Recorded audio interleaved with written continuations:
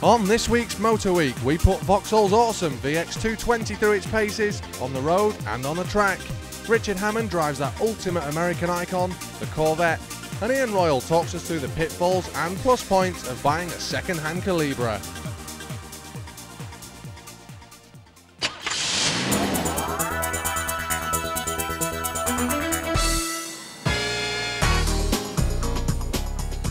So you get to be the wrong side of 25, thereabouts. That's it then, is it? I've got 3 letters for you, MPV. Come on. An end to motoring mayhem. No more four-wheel fun. Or is it the end? Because what if you get another car? A second one. You get permission from the Home Office to go and buy something special. With a budget of, say, 14 and a bit grand, I must be able to get something special, something from here. Ooh, come to Papa. Oh, there you are. Oh. Wow! Little boy in big sweetie shop.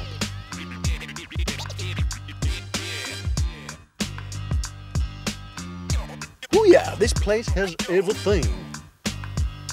Something tells me that the folks here are not going to be too impressed with my little bulge. The one in my wallet, that is, obviously.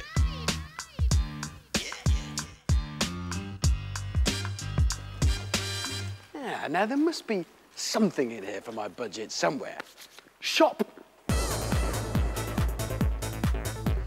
The salesman didn't actually laugh when I said 14 grand. In fact, eventually, he gave me some keys. Take the dark grey one, he said. Sounds promising.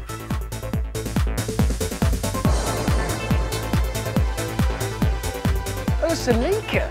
Well, that's not bad, I suppose.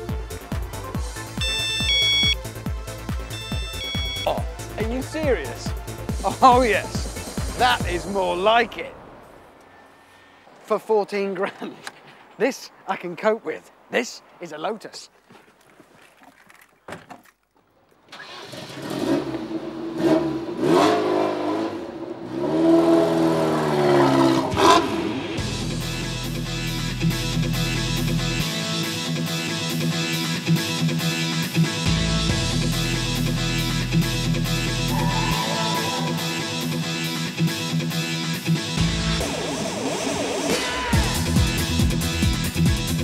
Wow! Talk about sense of occasion. No doubt about it, you're driving something special behind the wheel of this thing. Surprisingly, despite the narrow apertures, visibility is pretty good. I can see out quite well. But who cares? People can see me. That's what matters. Look at me in my supercar. Oh yeah, yeah.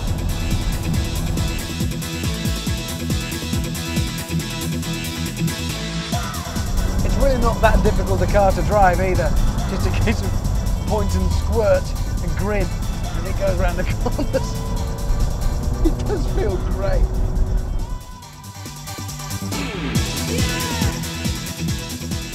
Aficionados of the brand will already have noticed that this car is not entirely standard. The rear spoiler on the boot, the front valance, even the seats have all been added from later cars. But it doesn't really matter, they've all been nicely put on, and the whole effect is pleasing.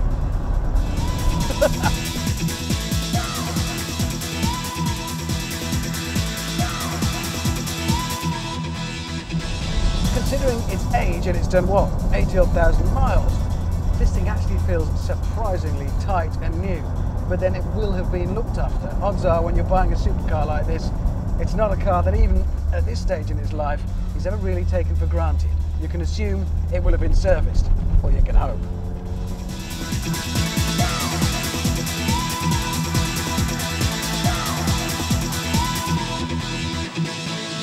Of course, buying yourself a supercar for just 14 grand is fine until something goes wrong. And then it'll end up in here. And then, well, if it's a Lotus, it's going to cost you a lot. So I think it's about time we went and talked turkey with the dealer. So Neil, you've taken the plunge, say you've spent your £14,000 on a Lotus. Take your salesman hat off for a moment. I'll try. Is it going to break me in the first year of ownership? No, it's not. But it would be naive to think you're not going to get any problems with a car of this age. But it can be put right. Sure. Going to the things that cost you ordinarily on a car, when you're running what is a supercar, even at 14,000, they're going to cost you more. So, insurance. It ain't no hot hatch, is it, to insure? Well, no, but if a car of this type is more than 10 years old, then it qualifies to be on a classic car insurance scheme.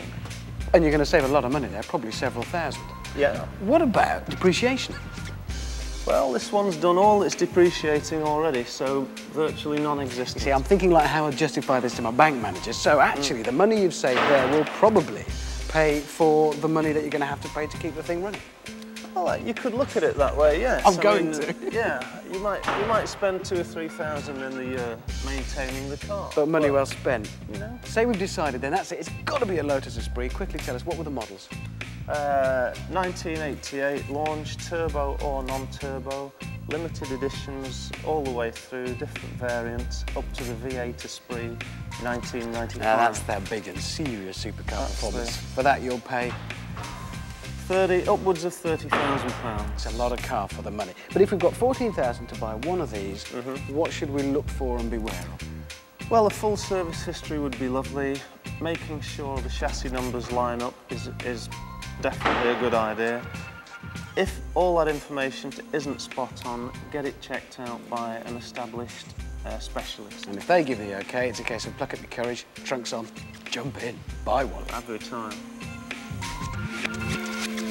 You can try and justify it to the bank manager as many times and in as many different ways as you like. And sure, if you're very lucky, it may end up costing you no more to run for a year than a Mondeo. But if it does, don't forget, this isn't just a car, it's a hobby. And all hobbies cost money, be they golf or a spot of fishing. It all takes cash. So you've got a choice, really. These or this. Well, I know which I'd have.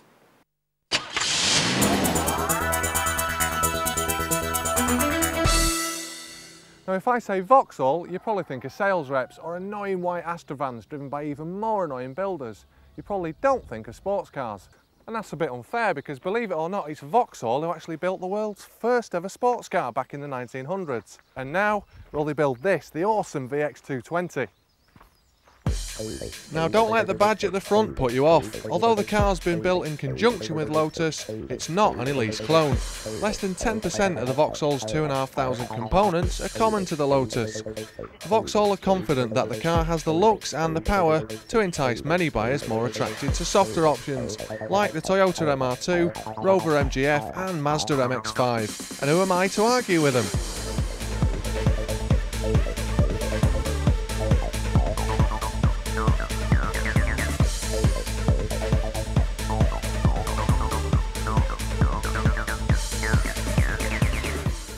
If you're at all familiar with the VX220, you'll know that it's built by Lotus at their Norwich factory and that it's based on a prototype Elise chassis. But if you think it's just an Elise rebadged as a Vauxhall, well, you'd be wrong. I've actually driven both cars and I can tell you that the VX220 is completely different. Now, the biggest difference the VX220's got over the Elise is with the engine. There's no 1.8K series up front. Instead, we've got a 2.2 litre aluminium unit producing 145 brake horsepower. Now, that doesn't sound a lot by today's standards, but this is where the weight factor comes in, because when you stick 145 brake into a car that only weighs 875 kilograms, the performance is fantastic. 0 to 60 takes under 6 seconds, and it'll take you onto a top speed of 137 miles an hour. Now, because this car's built with weight saving in mind, don't expect too many whistles and bells in the cabin. Heater, yes, but electric windows and air conditioning, no. But who needs aircon when you've got the whole world out there?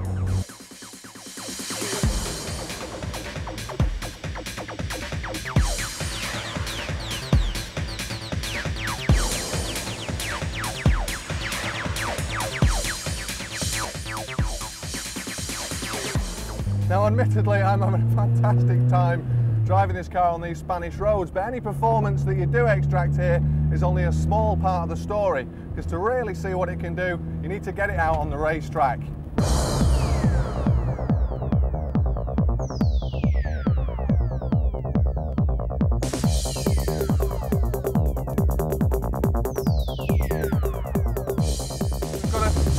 1.2 litre 4-cylinder engine, 145 brake horsepower, but because this car's so light at only 875 kilos, it feels unbelievably sports car-like. Way into the corner, in. They've actually laid cones out onto the circuit, so we can try and get the racing line right, but when you get a little bit excited, it can start to slide away, as the cameraman's finding out. Sorry, Stan.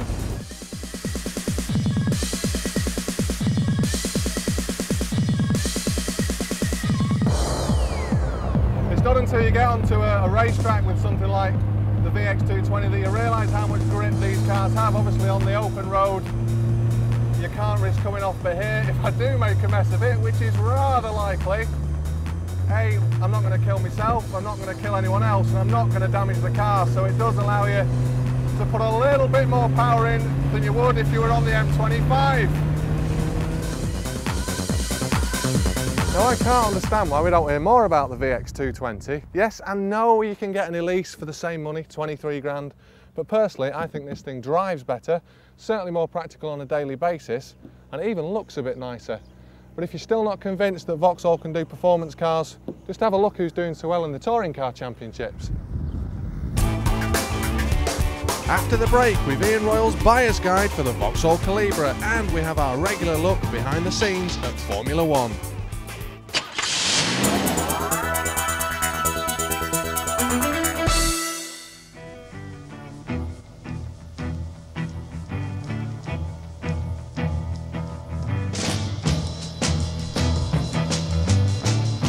The only problem with everyday life is it can get a bit, well, everyday, a bit mundane. It's very important then that even the most boring of us, like me, work hard occasionally to reach deep inside, to that bit of us that likes to get, well, a bit naughty, to cut loose, to let rip, to go crazy.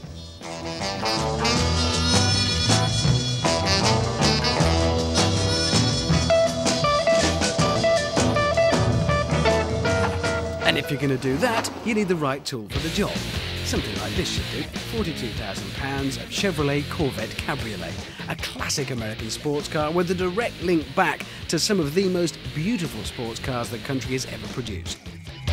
It's not actually the unwieldy great truck that you might imagine it to be. Just because it's American, it really doesn't handle like an old American car.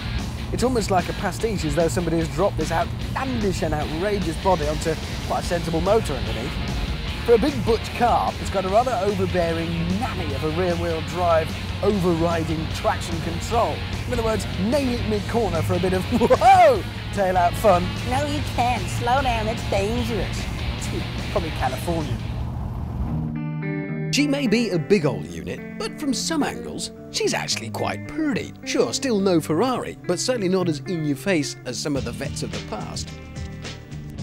But best thing of all is that engine. Just massive mid-range power. You never have to worry where the revs are, because you just apply a right boot, like this.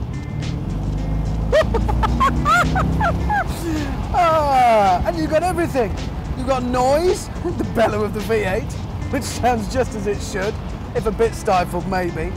And you've got motion. It leaps away. Absolutely no problem. It's just using that mid-range. This is not a frantic little sports car. This is big. Big as bad.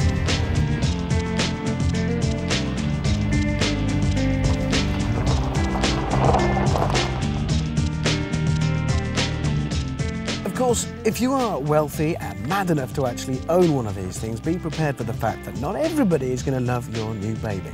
Very few people at all. Some in town will stop you at the lights and make disparaging comments about this being merely an extension of a certain appendage. But who cares? There's two ways of dealing with that. One, ignore them, they might go away. Two, point out that neither the car nor the appendage are ever going to have anything to do with their lives, so they shouldn't worry.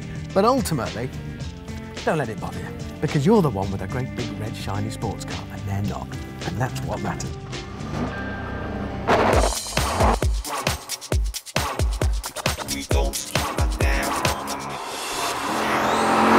But it isn't all show and no go. Not with a 5.7 litre V8 belting out 339 brake horsepower, it's not.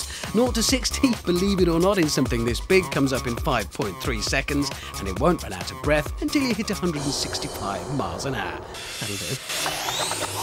Look, I'm not about to try and justify this car on the grounds of economic sensibility and practicality. I mean, look at it.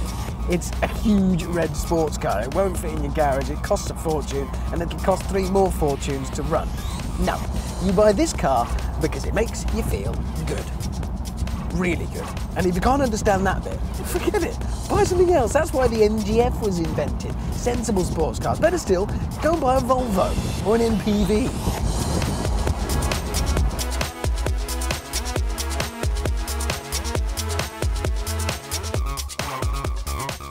As immense as the car itself is the feel-good factor 30 you'll get from it. Unbeatable, and the best way possible of letting that little devil inside of us out to play.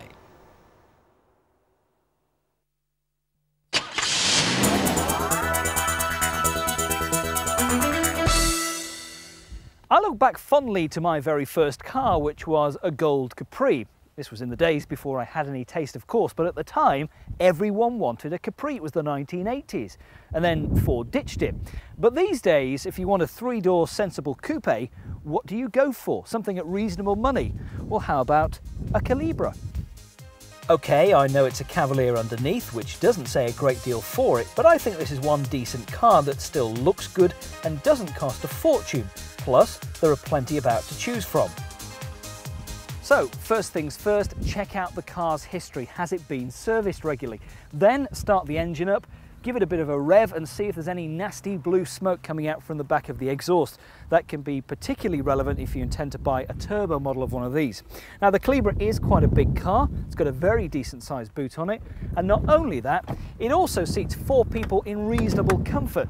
Plenty of space inside the cabin, including lots of headroom for the rear seat passengers.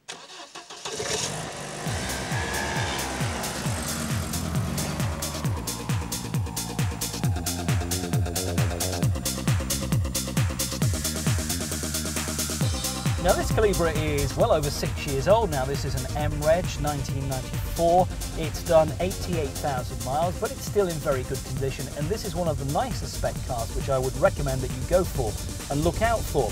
This has got the leather seats, it's got the white dials, it's got power steering, it's got heated seats, it's got the alloys, it's got the sunroof too. And when this was new, it would have cost about £18,000, which is not particularly cheap. Even now, with this sort of mileage on, this would still sell for somewhere about £4,000 to £4,500.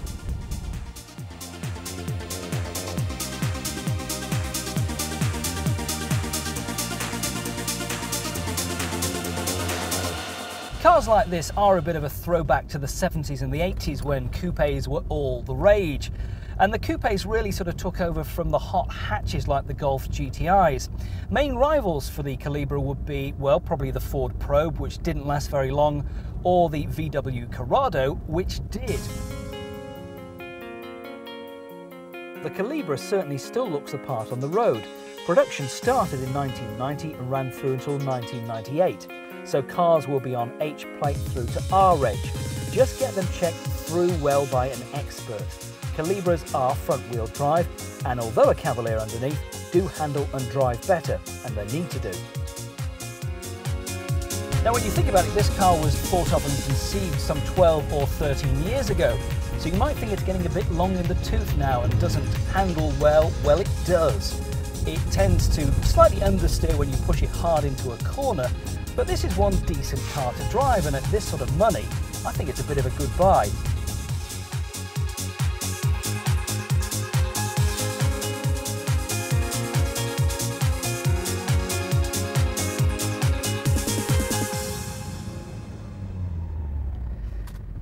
So, could I recommend a Calibra? Yes, definitely. It's an all-round capable car. It's still good to look at, it's good to drive, it's economical and not too expensive to buy.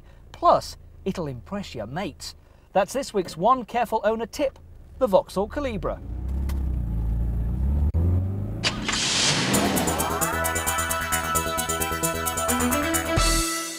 Schumacher may have won again last Sunday, but the bad luck for the McLaren team continued in France as David Coulthard only collected 3 points, throwing away an early lead by being penalised for going too fast in the pit lane.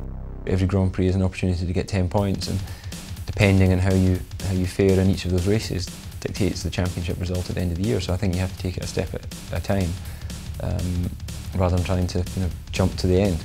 Everyone obviously wants to know who's going to be the champion, and as we speak, it looks strong for Michael and Ferrari, because he obviously has a lead over where I am in the championship.